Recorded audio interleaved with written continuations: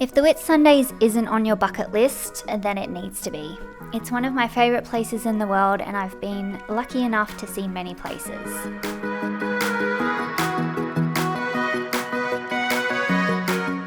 There are two ways to fly into the Whitsundays. One is the airport at Airlie Beach or the one on Hamilton Island.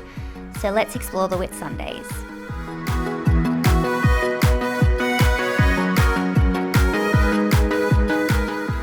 Hamilton Island is a little bit more expensive to stay, but lots of fun. There's heaps to see and do.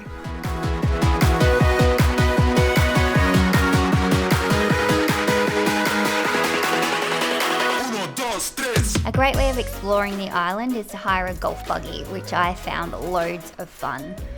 And yes, I am a good driver, even though it doesn't look like it here. You can go sailing, jet skiing, hike up to the lookout, and even make friends with the locals.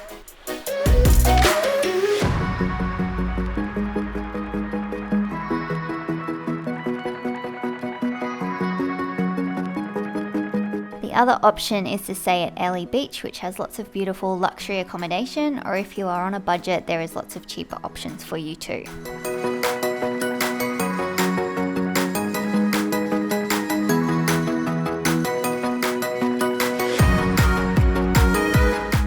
A great day trip and a must-do when you're in the Whitsundays is exploring Whitehaven Beach. Explore Group is a fantastic company to go with to see Whitehaven, as they are socially, culturally and environmentally responsible, taking care of the marine environment to pass on to future generations. Whitehaven has been voted the best beach in the world, and I completely agree with that, as it's one of the most stunning beaches I've ever seen. The reason why this is such a beautiful beach is because the sand is pure white and the water is aqua blue.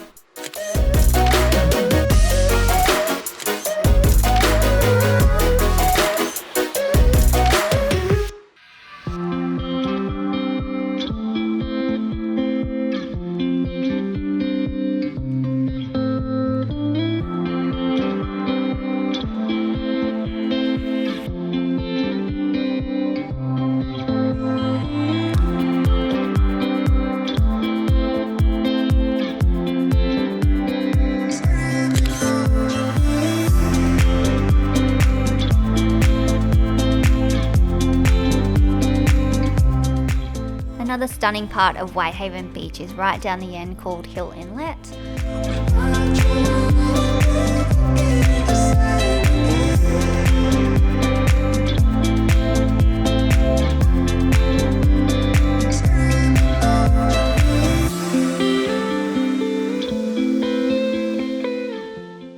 Especially at low tide, when the sand swells are visible through the aqua blue water. It's just a really picturesque scene.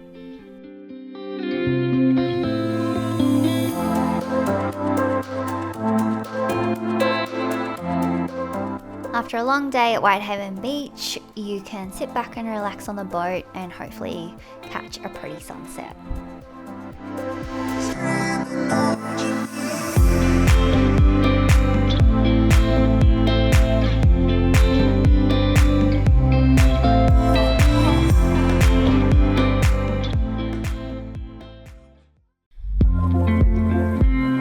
Another must-do adventure when you are in the Whitsundays is snorkeling the Great Barrier Reef, and a fun company to do that with is Red Cat Adventures on their Thundercat boat with open windows. You will get a little bit wet on the trip as it's quite bumpy, but they do put you in wetsuits to begin with, so don't worry too much. And once you get to the reef and start snorkeling, it is all worth it.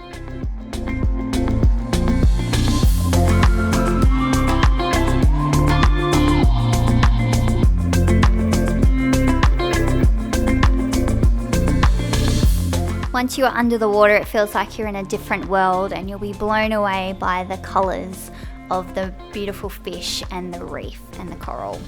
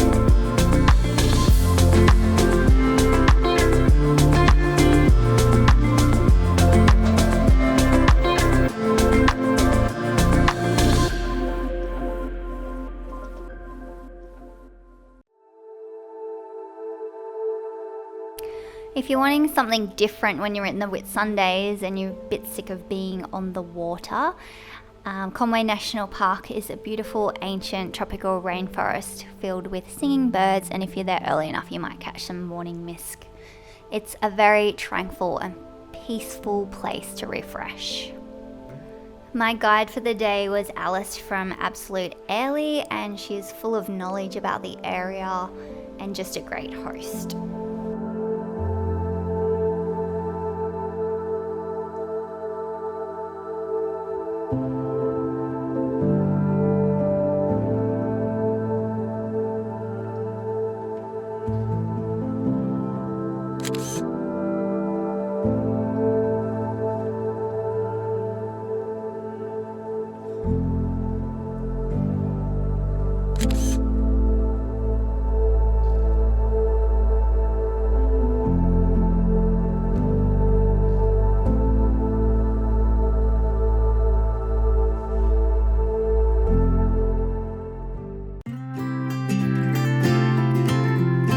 After the rainforest, Alice took us up to the top of Mount Rupa, which has beautiful views over the Whitsundays.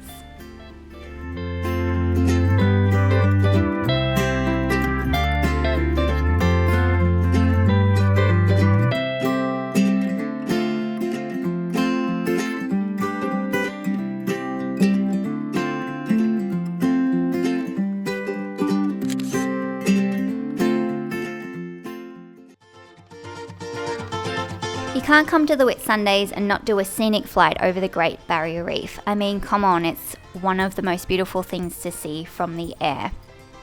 I did my flight with GSL Whitsundays, which is based in the main street of Airlie Beach, and they transported us to the airport where the scenic flight began.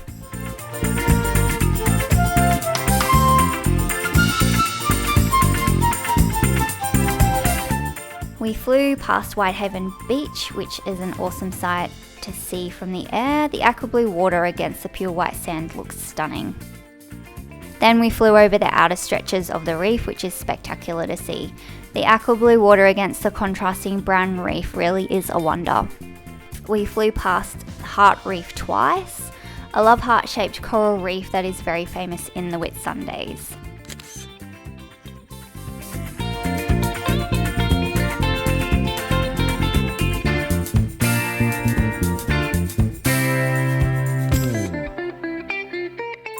So that wraps up this video of exploring the Whitsundays. I hope you enjoyed it, and don't forget to like and subscribe to my channel.